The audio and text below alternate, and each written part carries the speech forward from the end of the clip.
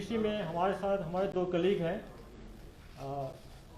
General sir हमारे new GOC Victor force हैं और IGCRP मेरे बैचमेट भी हैं। तो सबसे पहले मैं आप लोगों की तरफ से इनको वेलकम करता हूं और बेस्ट विशेष देता हूं, इनका टेन्योर अच्छा रहे। आज पीसी बुलाने का मेन मकसद था कि आप लोगों की तरफ से, मीडिया कम्युनिटी की तरफ से कल दिन से ही काफ़ी प्रेशर हो रहा है, रिक्वेस्ट आ रहा है कि कुछ बात करें। पिछले 24 घंटा में 3 इंसिडेंट हो गया है। सबसे पहले बीडीसी चेयरमैन जो श्री लेट सरदार भूपेंद्र सिंह साहब का अटैक हुआ, उसके बारे में बात करना चाहता हूं कि उनका विजिट था खाग बडगांव। उनके साथ 2 PSO थे।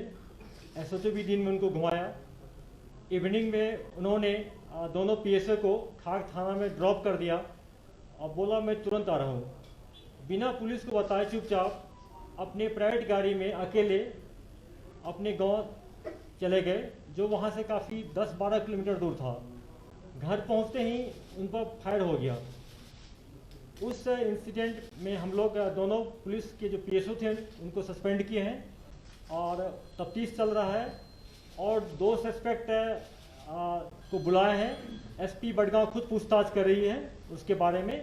हो सकता है कि मिलिटेंट्स को पहले से इन्फॉर्मेशन हो कि वो घर आने वाला हो, किससे बात किया, उनका जितना भी CTR हम एनालिसिस कर रहे हैं हम लोग, उस केस को जल्दी सॉल्व कर लेंगे। उसके बाद कल मॉर्निंग में जो बडगांव एयरपोर्ट के फनल एरिया में CRPF का पेट्रोलिंग जा रही थी, रूटीन जो पेट्रोलिंग वर्क होता है फनल एरिया को डोमिनेट करने के लिए, उस पर फायर हुआ। उसमें हमारे एक ASI शहीद हो गए, उसको भी हम लोग देख रहे हैं। जो BDC चेयरमैन का जो इंसिडेंट हुआ है, जो अभी तक जो हम लोग को प्राइम फेसी मिला है कॉल डिटेल मिलिटेंट्स का लोकेशन, उसमें जो बडगांव का LET के कमांडर यूसुफ कांदरू है और एक नारवल का अबरार है LET का, दोनों का इन्वॉल्वमेंट आ रहा है। उसके पीछे हम लोग लगे हुए हैं। और जो एयरपोर्ट पे हुआ उसमें जैश मोहम्मद का हाथ आ रहा है। उसमें M4 यूज किया गया। M4 का वहाँ पर एम्प्टी कार्टेज मिला है।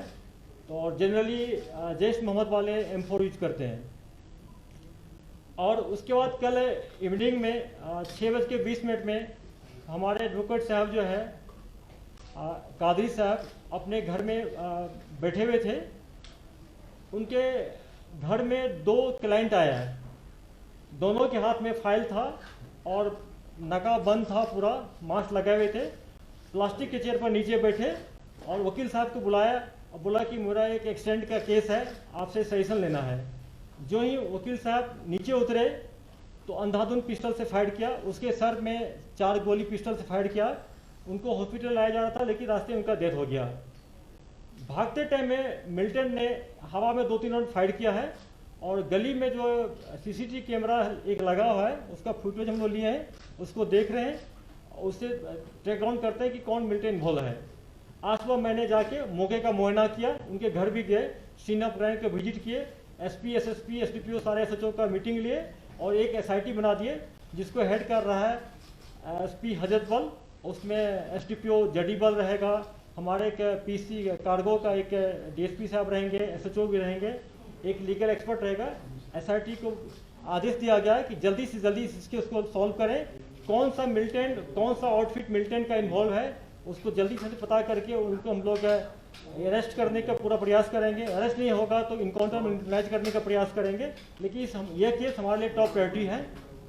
उसके बाद मैं अच्छी खबर भी शेयर करना चाहता हूँ कि कल मॉर्निंग में SP अनंतनाग को इन्फॉर्मेशन मिला था कि सरहमा इलाके में 2 टॉप कमांडर छिपे हुए हैं। आर्मी CRP को लेकर पुलिस ने वहाँ पर कॉर्डन कर लिया और रात में मिलिटेंट भागने का प्रयास किया। हमारे जवानों का जवाब दिया। आज मॉर्निंग में उनको ट्रैक करते करते, सर्च करते करते एक घर में उनको लोकेट किया गया। उसमें हम लोग फायरिंग भी किए, एक्सप्लोसिव को थोड़ा यूज किए। उसमें दोनों मिलिटेंट मारे गए हैं। उसमें एक जो अबू रेहान है पाकिस्तान का, मार्च 2019 से साउथ कश्मीर में एक्टिव था, बहुत सारे किलिंग इन्वॉल्व है। दूसरा जो पुलवामा काकपोरा का आदिल है, आदिल रशीद भट्ट, जो LET के कमांडर है। रिसेंटली आप लोग को याद होगा, आप लोग CCTV कैमरा भी देखे होंगे, जो नौगांव में अटैक करके हमारे 2 पुलिस वाले को उन्होंने हलाक कर दिया था। हमारे 2 शहीद हो गए थे जेके पुलिस के जवान, और एक इंसास लेकर भाग गया था। वह इंसास भी आज मिल गया है। और ये दोनों मिलिटेंट बहुत डेडेड मिलिटेंट थे और एलटी का काफ़ी अटैक में इन्वॉल्व था। मैं इसके लिए आर्मी, सीआरपी, पुलिस तीनों को बहुत मुबारकबाद देता हूँ। बहुत अच्छा काम हुआ है। अगर आप लोग का दूसरी बात है कि जो शोपियन के केस के बारे में जो डीएनए का जो सैंपल आया था, आज हम सुबह हमारे पास मिल गया है, मैचिंग किया है और उसमें हम लोग फर्दर कार्रवाई करेंगे।